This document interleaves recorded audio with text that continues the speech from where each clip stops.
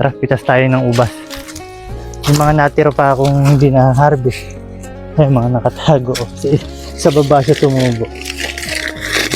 Ayan na. Hindi nakita nung sabi, sarap. Tawag ka lang. Sa likod.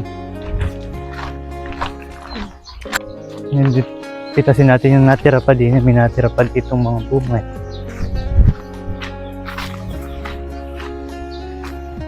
Ito, isa na lang pala ito. Yung Baikonur na nakaraan.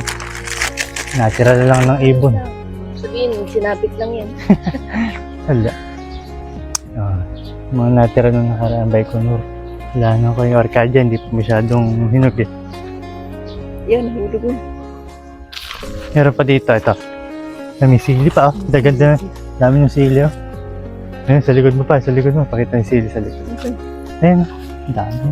Oo. Pwede na siguro to. Yung jujubin natin dito. Jujub.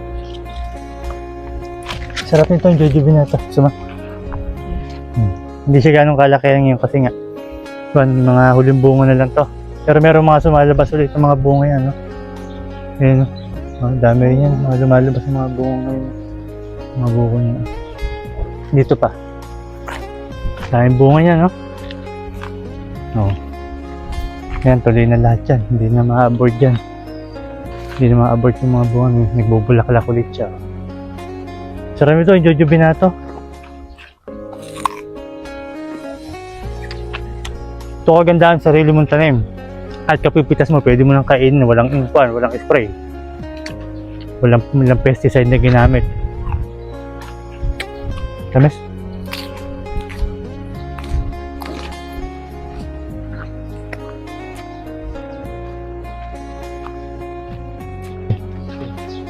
Ito naman yung shine muscat natin.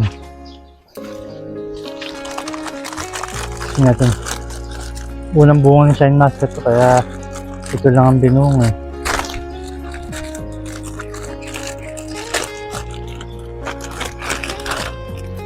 Ganyan siya.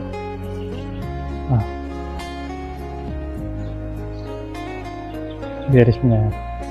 Pag ginamitan ng pulmet to saka ng gibberellin, lalaki pa to.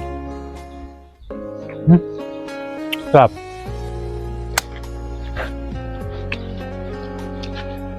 Ba talaga lasa pag nilapagan ng shine muscat? Pakatamis ng lasa? Oo, ano? Sarap. Parang walang buto yung nakain ko. Maliit. May buto to. Kaya lang, Kaya ko. hindi nabibili sa palengke ng walang buto. Ginagamitan ng GA3 kaya na wala buto. Kaya nagkakaroon siya ng hukay sa ilalim dahil dun sa extract dun sa buto niya.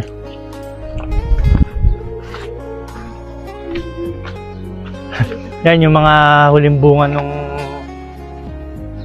Baikonur. Na huling bunga yan. Kaya hanggang ngayon hindi pa nahihinog. Ganda lang ano. Wala na. Pagkatapos niya wala na. Yan lang po. Thank you po.